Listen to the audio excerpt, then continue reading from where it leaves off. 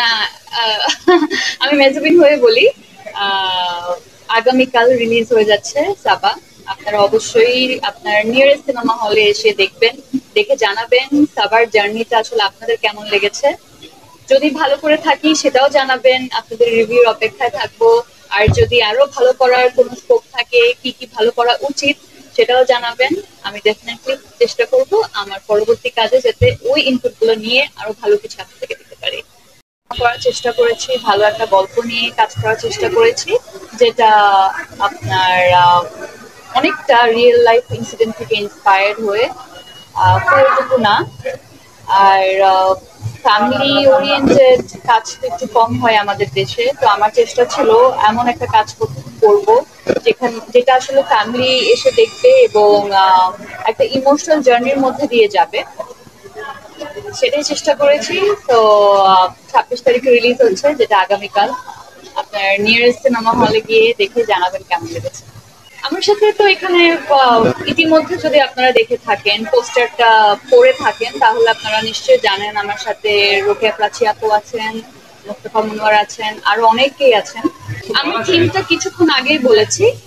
This is a family story based on a real life incident, inspired from a real life incident actually. এবং একটা মেয়ে who is working and কাজ করছে, আবার ওর বাসায় একজন মা আছে যে আসলে হুইল চেয়ারে মুভমেন্ট করেন। তো ইটস এ কমপ্লেক্স ক্যারেক্টার। আর এই কমপ্লেক্সিটিটাই আসলে আমার পছন্দ হয়েছিল, যে কারণে আমি এই কাজটা করেছি। দেখেন, আমি নিজের প্রশংসা বা নিজের গুণ কিংবা কতটুকু কি পারি না সেটা আসলে আমি কেন বলবো। আমার চরিত্র কথা বলবে। আপনারা হলে আসবেন, আপনারা দেখবেন, আপনারা জাজ করবেন আমি কতটুকু আসলে ভালো করতে পেরেছি কিনা। আমার জায়গা থেকে আমি আমার সর্বোচ্চটুকু চেষ্টা করেছি, এটুকুই বলবো। আমার মনে হয় 12 মাসে যদি আসলে সিনেমা আসতো সেটাই আমাদের জন্য ভালো হতো, তাহলে হল বন্ধ হতো না। আই হোপ সামনে এমনটাই যাতে হয়, আমরা অনেক সিনেমা পাই সারা বছর জুড়ে, এবং শুধুমাত্র দুটো ঈদে দর্শক সিনেমা থিয়েটারে আসবে দেখবে, এমনটা যাতে না হয়ে থাকে। হয়ে আসছে, কিন্তু সামনে যাতে চেঞ্জ হয়ে যায় পুরো সিনারিওটা, এটাই আমি আশা করি।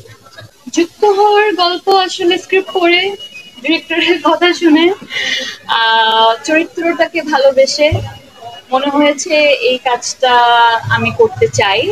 এবং আমি এর আগে যতগুলো কাজ করেছি সেখান থেকে ভিন্নতা আছে, এই কারণে মনে হয়েছে এই গল্পটা যখন বড় স্ক্রিনে দেখানো হবে এবং যখন একটি পরিবার এসে এই গল্পটা দেখবে, এই জার্নিটা সাবা যে জার্নির মধ্যে দিয়ে যায়, ওই জার্নিটাকে যদি তারাও হাতে, তাহলে তারা ওই ইমোশনটুকু ফিল করতে পারবে। আশাবাদী। আই হোপ এমনটাই হয়, যাতে সাবার যে জার্নিটা আছে সেটা সবাই আসলে ফিল করতে পারে। আমি এটা নিয়ে বলবো না, এটা দর্শক দেখার পর তারা আসলে বলবে দেখতে পেরেছে কিনা। আমার মনে হয় আপনি জানেন না। আহ, আমার সিনেমা প্রিয় মালতী রিলিজ হয়েছিল গত